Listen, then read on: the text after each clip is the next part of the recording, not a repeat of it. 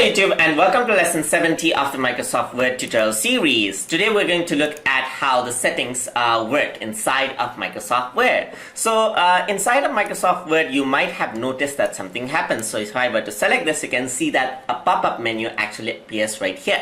So this is actually a default setting that Microsoft Word actually has, and you can actually turn this on and off along with other options that you might want to be there or not. So what you can do is you can go to File right here and then go to options for that to enable and disable all of the options over there. So inside of general you can see that there's a check mark on the show mini toolbar on selection. So this is what is being shown. So if you were to disable that, then the mini toolbar will not appear upon selection.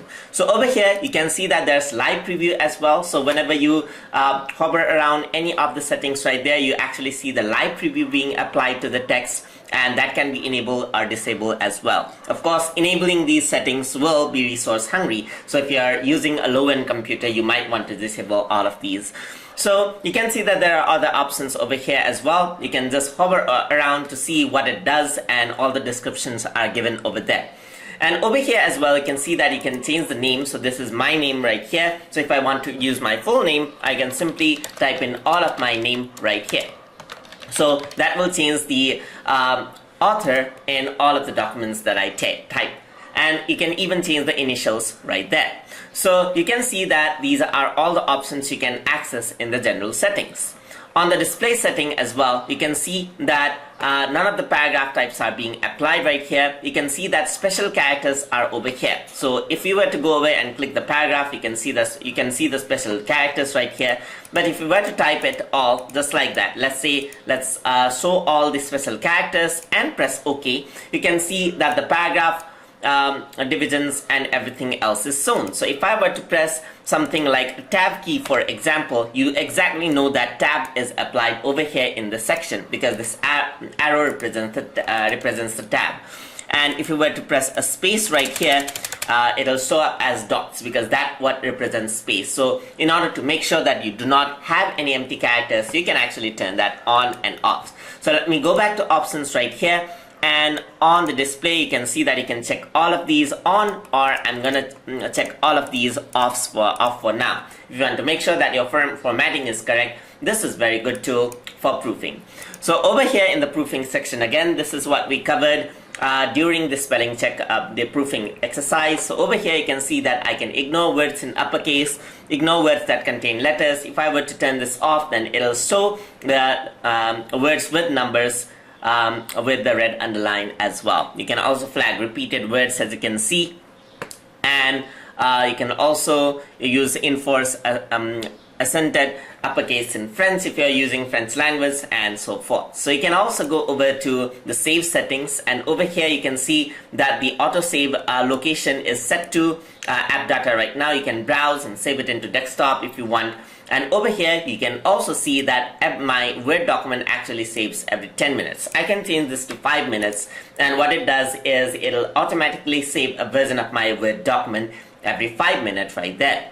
So over here you see that there are the default Word format that you want to choose. Let's say, for example, if your friends or your colleagues don't have the latest Microsoft Word installed, you can actually just press Word 97 to 2003, and what it does is it'll change the default format of the Word document to .doc, and it'll be saved by that. Right now I'm going to select docx, which is the standard format, and you can see that you can also save a Word XML document or an Open Office document right there. So these are all of the options that are available for you guys. So over here you also have language settings, and right now my language setting is set to English United Kingdom, which is my default.